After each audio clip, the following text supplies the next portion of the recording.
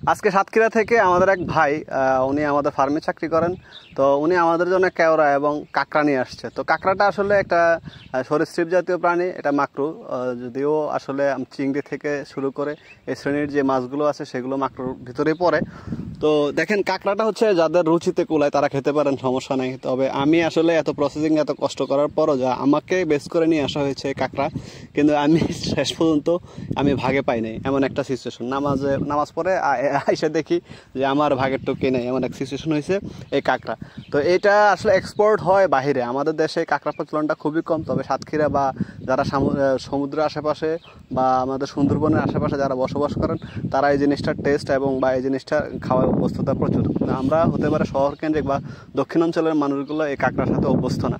তো এই কাঁকড়াটা আসলে খুবই ভালো এবং টেস্টি যদি আপনি প্রসেসিং করে রান্না করতে পারেন। এটা আসলে যাদের মানে রুচিতে কোলায় তারা অ্যাভেলেবেল ট্রাই করতে পারেন, যাদের রুচিতে ভাত বাদে তারা এর থেকে দূরে থাকাই উত্তম।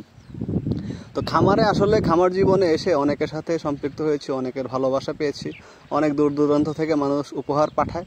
এটা আসলে খুব ভালো লাগে, কারণ মানুষের ভালোবাসা আজ পর্যন্ত এতটুকু পর্যন্ত আসতে পেরেছি।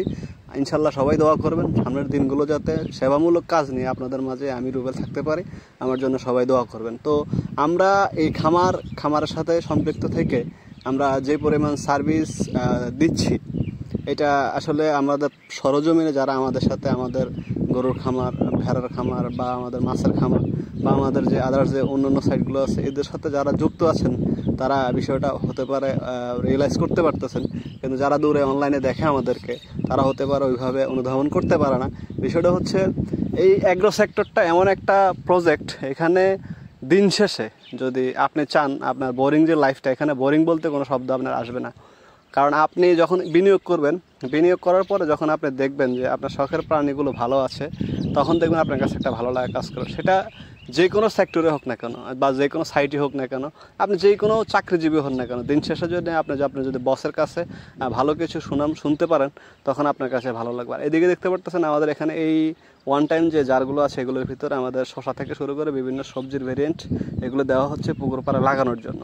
তো যেটা বলতে চাইছিলাম, আমরা আমাদের জায়গা থেকে সবসময় চেষ্টা করি সবার জন্য ভালো কিছু উপহার দেওয়ার, নিরাপদ খাদ্য উৎপাদন করার, নিজেরাও খাই, বাহিরেও সেল করি।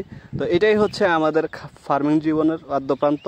তো সবাই চেষ্টা করবেন নিরাপদ খাদ্যের সাথে নিজেদেরকে সম্পৃক্ত রাখার জন্য। আপনার বাসায় যে জায়গাটুকু আছে চেষ্টা করবেন ওইগুলোকে ইউটিলাইজ করার জন্য, কারণ এতে করে আপনি যদি একটা শশা গাছও লাগান, এখান থেকে যদি 5 কেজি শশাও পান, এটার মতো একটা স্বাদ আপনি অন্য কোথাও পাবেন না। কারণ বাজার থেকে 5 কেজি শশা কেনা, 1 কেজি শশা কেনা আর নিজের গাছ থেকে একটা শশা ছিঁড়ে খাওয়ার মধ্যে যে একটা শান্তি পাবেন, এটা কোথাও পাবেন না। তো সবাই ভালো থাকবেন, সুস্থ থাকবেন, আমাদের জন্য সবাই দোয়া করবেন।